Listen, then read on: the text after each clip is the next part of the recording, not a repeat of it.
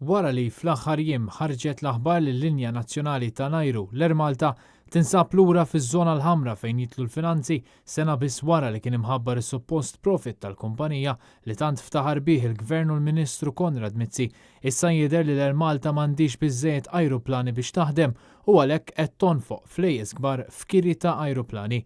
Fil-fatt, wieħed minn dawn l-ajruplani tat-tip A320 li għandu madwar 16 sena niżel Malta fl-aħħar sigħat u nkera mill-linja nazzjonali tal-ajru biex it-tlieta jintuża mill-Air Malta. Dan l-ajruplan li nkera minn Orange to Fly wasal Malta minn Amsterdam u se jmur Oslo f'titjira tal-Air Malta.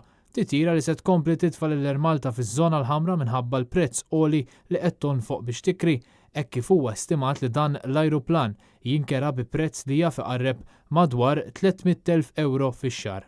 Net News ilu jirrapporta li kien hemm okkażjonijiet fl-aħħar xhur fejn l-Air Malta krita aktar minn ajruplan wieħed matul ġurnata waħda. Skont sors internazzjonali li janalizza l-industrija tal-avjazzjoni, il-mossa tal-Gvern li bla pjani daħħal rotot ġodda kellu impatt finanzjarju negattiv fuq il-linja nazzjonali tal-ajru.